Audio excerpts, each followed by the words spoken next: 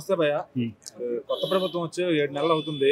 అయితే నారా లోకేష్ గారు, పవన్ కళ్యాణ్ గారు ఎట్లా చేస్తున్నారు, వాళ్ళు ఏం గమనించారు కొత్తగా అంటే ఓకే, పవన్ కళ్యాణ్ గారు డిప్యూటీ సీఎంగా బాగానే నడిపిస్తున్నారు. లోకేష్ గారు ఓకే, ఆయన ఈ మధ్య కొద్దిగా ఆయన డిప్యూటీ సీఎం కావాలని చెప్పేసి కొంతమంది అన్నం కూడా చూస్తున్నాం వేటి న్యూస్లో అక్కడక్కడ.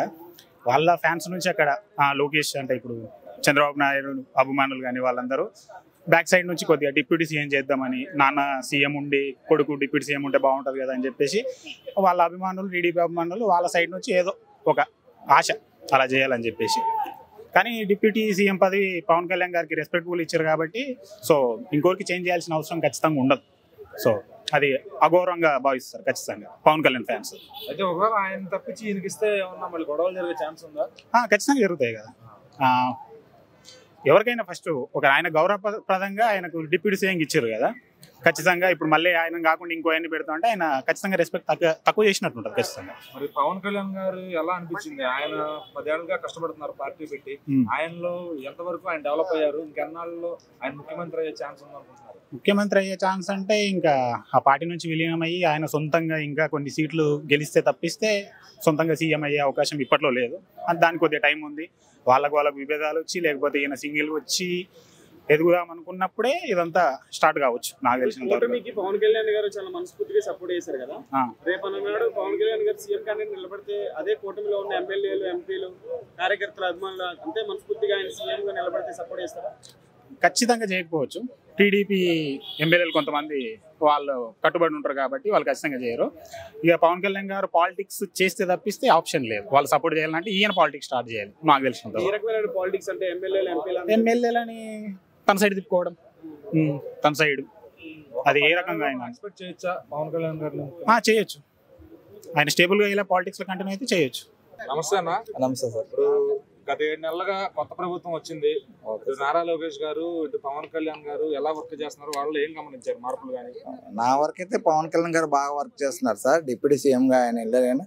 ఆయనకు అనుభవం లేకపోయినా సరే పాలన మీద కొంచెం ఇప్పుడిప్పుడే కొంచెం పట్టు బిగిస్తున్నాడు అనిపిస్తుంది నాకు. రోజు ప్రజావాణి పెడుతున్నారు, వాళ్ళ లోకల్ గ్రామాల్లో వాళ్ళ ఇది చేస్తున్నారు. పరిపాలన అంతా బాగుంది. పవన్ కళ్యాణ్ గారిది అయితే పరిపాలన బాగుంది.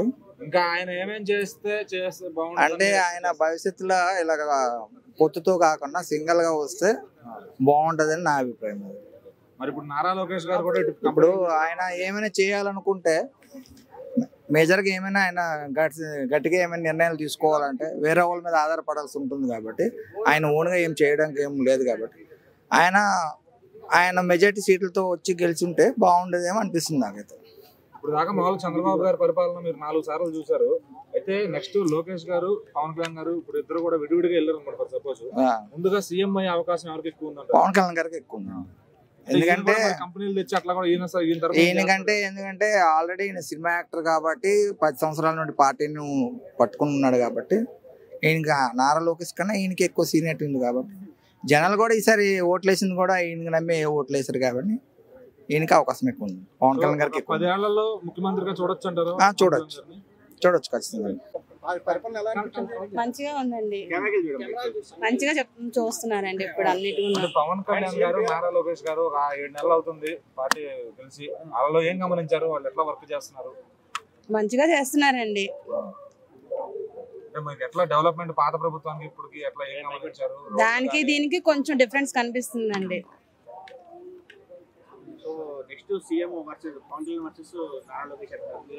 పవన్ కళ్యాణ్ అండి. అతను బాగానే చేస్తున్నారు అన్ని ఉండండి. ఇప్పుడు అతను ఏదైనా తప్పు జరిగితే ఒప్పుకోరు, మంచిగా చూస్తారు అందరినీ, అంతేనండి. సింగిల్ గా రావడం ఇష్టం అండి. మీకేం నచ్చింది ఆయన పాలన? కరెక్ట్ గా ఉంటారండి, ఏదైనా చెయ్యాలైనా చెందాలైనా గెలుస్తారండి. మొన్న ఒక ఇష్యూ కూడా జరిగింది కదా, ఎవరో అబ్బాయి చనిపోతే వెళ్తే చనిపోయిన వాళ్ళు వస్తారా అని చెప్పి అడిగారని చెప్పేసి ప్రెస్ మీట్ లో చెప్పారు కదా. ఏమోనండి, మంచిగా చేస్తున్నాం. మా వరకు మేము కరెక్ట్ అనుకుంటున్నామండి. ఇంకోళ్ళకు నెక్స్ట్ సీఎం పవన్ కళ్యాణ్ అండి. నమస్తే భయ్య. నమస్తే. నారా లోకేష్ గారు, పవన్ కళ్యాణ్ గారు ఇద్దరు కూడా వచ్చి 6 నెలలు 7 నెలలు అవుతుంది దగ్గర. ఇద్దరు కూడా ఓడిపోయి గెలిచిన వాళ్ళే. ఇద్దరు పనితీరు ఎట్లా గమనించారు? ఈ 6 నెలల్లో వాళ్ళ నుంచి ఏం చూసారు మీరు? ఫస్ట్ పవన్ కళ్యాణ్ చెప్తాను.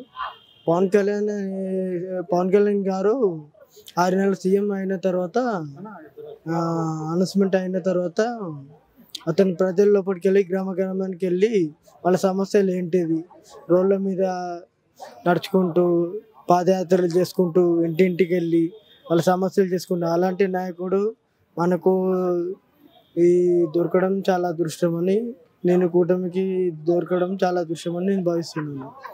మనం నారా లోకేష్ విషయానికి వస్తే అతను ఉన్న జాగాలనే మాట్లాడుతుంది. అతను పాదయాత్రలు చేశాడు, చేయలేదు అంటే చేశాడు, కానీ ప్రజల లోపలికి వెళ్తే బాగుండు. ఇంకా పవన్ కళ్యాణ్ సీఎం ఎలా వెళ్తున్నాడో మీరు కూడా అలా వెళ్ళాలి. మీరు కూడా మీరు సీఎం అయ్యే అవకాశం ఉంటుంది కావచ్చు, చెప్పలేం ఎవరు ఎలా అంటే. అప్పుడు పవన్ కొంతమంది డిప్యూటీ సీఎం చేయాలని కోరుకుంటున్నారు, మరి అది అయ్యే పని అంటారా? అది ప్రజలు ఓటేసి గెలిపించారు కదా.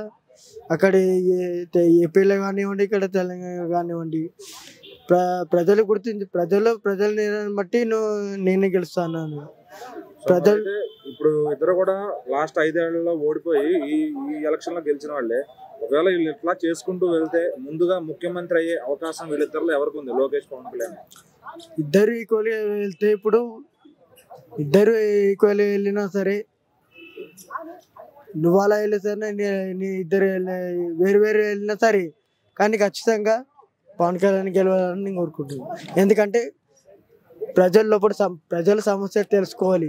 నేను ఓటేసింది నా సమస్య తీర్చడానికే అని ఏదో నేను ఇప్పటి మట్టుకే సీఎం 5 ఏళ్ళ దాకా నాదే రాజ్యం అంటే ఏపీ కాదని ఇక్కడైనా మన తెలంగాణ అట్లా ఉండదు.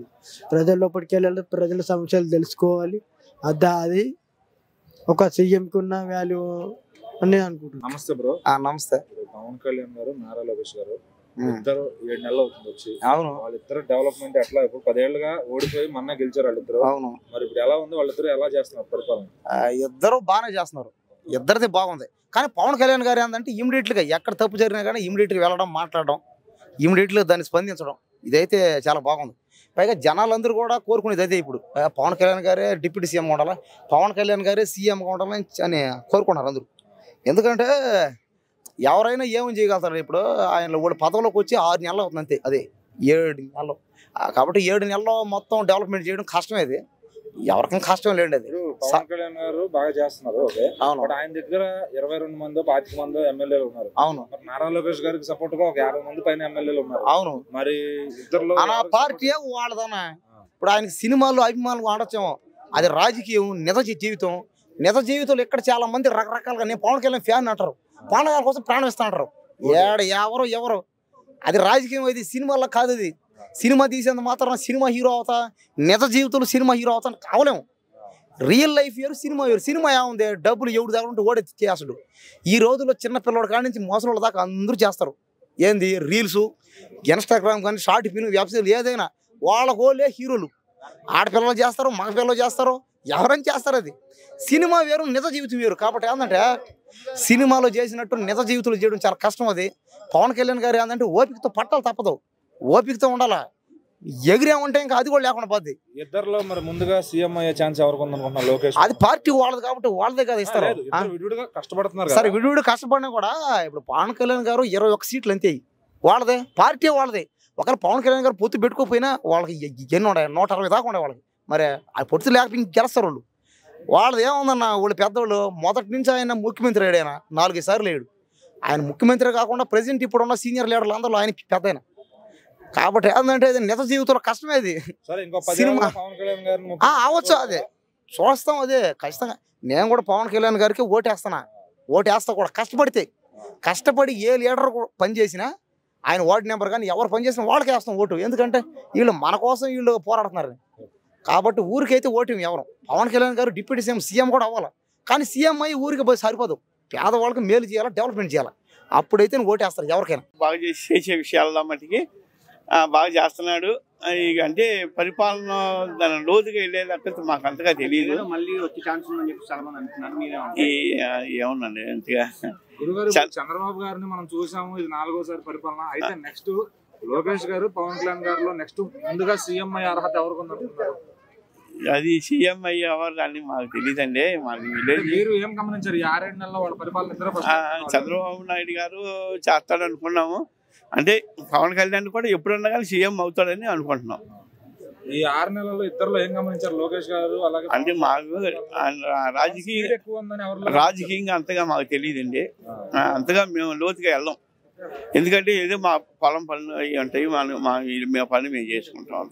చెప్పండి. ఇప్పుడు 6 నెలలు 7 నెలలు అవుతుంది ప్రభుత్వం వచ్చి. అవునండి. లోకేష్ గారిది అలాగే పవన్ కళ్యాణ్ గారి నుంచి ఏం గమనించారు? వాళ్ళ వర్క్స్ కానీ ఎట్లా చేస్తున్నారు? మొన్న ఈ మధ్య దావోస్ పర్యటనకి వీళ్ళు వెళ్ళారు. టీడీపీ నుంచి వాళ్ళ ముగ్గురు వెళ్ళారు. మన ఆంధ్రప్రదేశ్ కోసం మరి అన్ని తీసుకొని వచ్చారు కంపెనీస్.